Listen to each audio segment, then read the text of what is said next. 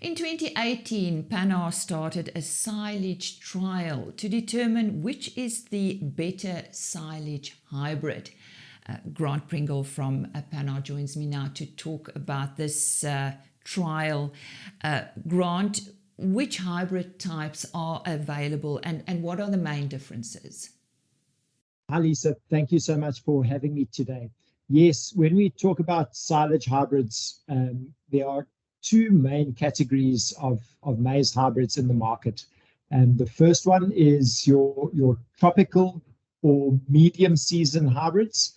And then the second category is your quick hybrids or your more corn belt type genetics. And so those are the two main types of maize hybrids that we have in the market, and both have applications for use in silage production. Can both be planted anywhere in South Africa? The simple answer is yes, but what we do find is that your medium season varieties or hybrids tend to be more widely adapted. They have generally a better leaf disease tolerance and stress tolerance overall. So they tend to perform well across a wide range of environments and seasons. But when we look at the quick hybrids or the corn belt type genetics, they tend to be more management intensive and will also generally perform well under high potential environments. So the quick hybrids are often also referred to as irrigation hybrids because of their good performance and common use under irrigation. But both hybrids can work in a range of situations depending on what your requirements are and depending on your management. So management becomes a critical factor in ensuring that you are successful with the different hybrid types. As I mentioned, you started with the trial in 2018. What was the result? Yes, Lisa. In my travels, I often get the question, which hybrid is better, a medium season or a quick? And I had some ideas to answer that question, and I was putting answers out there. But then we decided to actually investigate formally, with some trial work to determine what hybrid type worked better.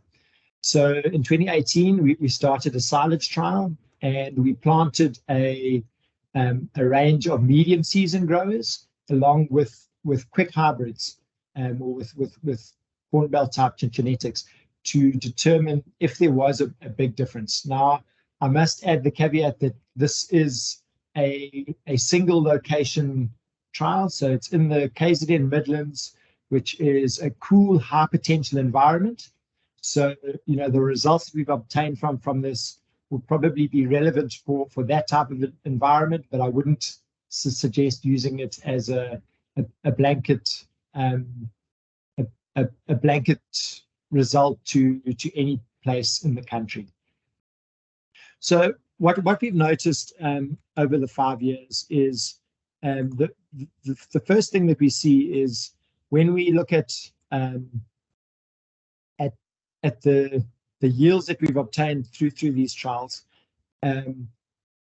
the first 2 years where we did this trial, the results were quite variable.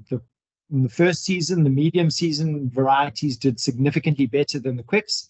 And in the second year, the quicks then did significantly better. And the main reason for this was at that stage, we were planting the medium season varieties first, and then 20 days later, we would plant the quicks so that we could then have a single harvest date. And that we quickly realized was not really a fair reflection for the hybrids, because the planting date had an overriding impact on the yield that we obtained.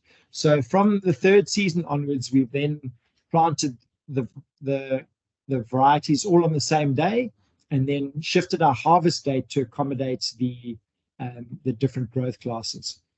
So what we see in the first 2 seasons is some significant yield variation, mainly attributed to planting date.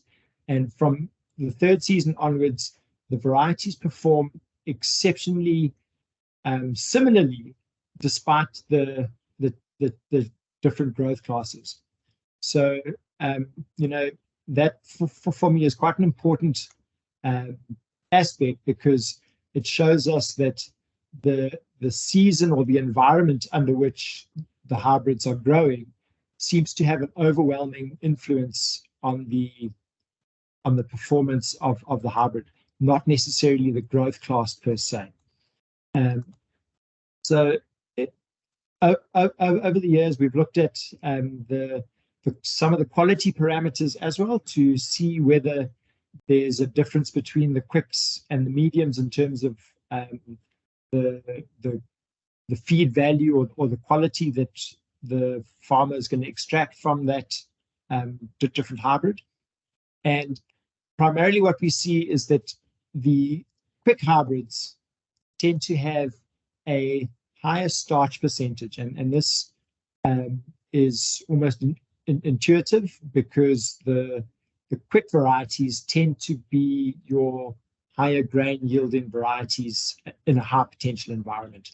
So with the conditions that we have, one would expect that your quicks would be giving you more grain, and obviously the grain relates back to your starch percentage in your silage.